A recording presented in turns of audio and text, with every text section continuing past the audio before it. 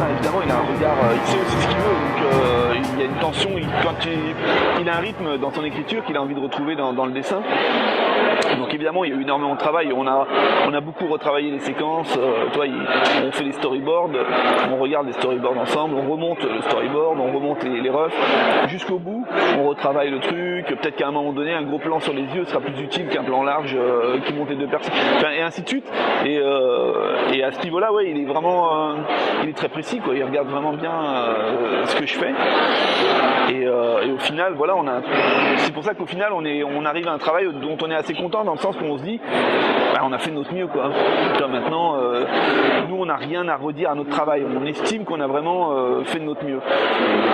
Alors, maintenant, les gens aimeront ou n'aimeront pas, mais voilà, quoi.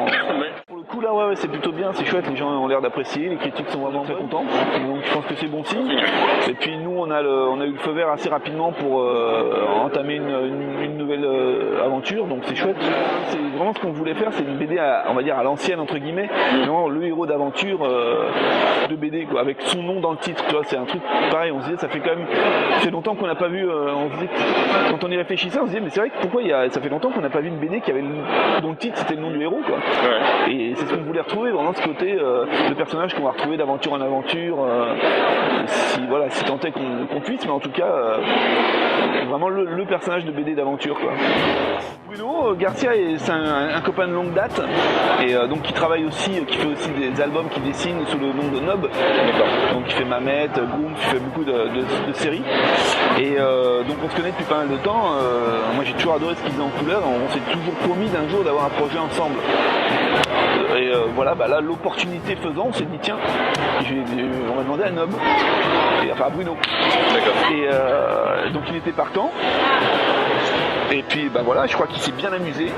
Donc moi écoute, pour le coup, niveau cahier des charges, tu vois, j'ai envoyé un petit mail au début avec page par page les intentions, pas les miennes, au niveau des lumières, de nuit jour, machin, il se passe ci, là, il se passe ça. Et puis il roule, et puis il a vraiment tout de suite, il a pigé le truc, il était dedans à fond, et il nous a fait un travail juste merveilleux, quoi. On a vu les trucs tomber, j'étais là, j'avais la et moi, enfin, et puis c'est le tome 2, là, son final, toutes les scènes d'aviation et tout, il a fait des lumières, mais juste incroyables, et on était dire, quoi.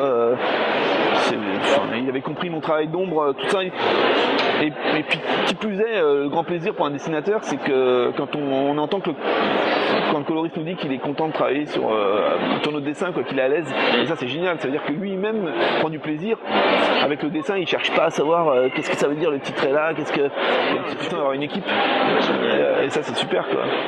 Je pense qu'on va laisser les gens de Glénat décider. C'est vrai que là, c'est un peu contraignant pour le dessin parce qu'une fois que tu as fini les 60 premières pages, tu les mets de côté et tu attaques la suite. Ouais. Avant même d'avoir quoi que ce soit, t'as pas d'album qui sort pendant 2 ans. Mais au final, on a 2 albums qui suivent. C'est vrai que comme c'est censé être une histoire complète, en fait, c'est pas des suites, c'est vraiment un volume coupé en 2. Donc pour le lecteur, c'est quand même plus sympa d'avoir quasiment tout d'un coup. On va voir. Franchement, la suite, je sais pas du tout. Je trouve que c'est une bonne méthode. C'est un bon système, quoi. Même si moi, tant pis, je dois rester à l'abri un peu plus longtemps. Mais ça me paraît pas mal. Mais vraiment, là, je pense qu'on en parlera avec les gens concernés chez Glénat qui manipulent ça beaucoup mieux que moi, quoi.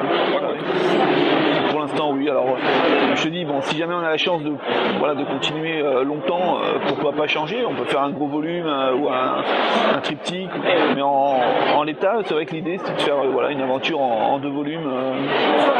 C'est chouette. Enfin, ça nous paraît être un bon format, quoi.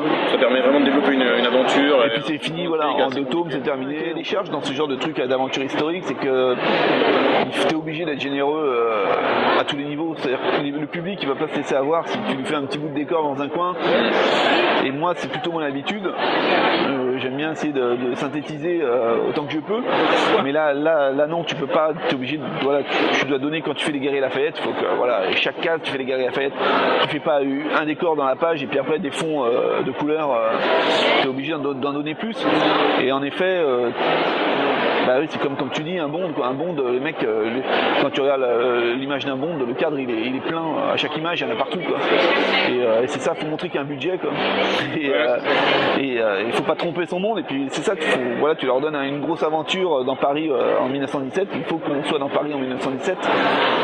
Donc c'est juste du travail.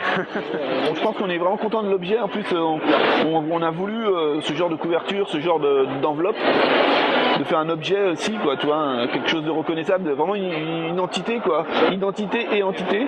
Et on est assez satisfait. Ouais, c'est un beau boulot. Glénat a fait un beau boulot derrière aussi.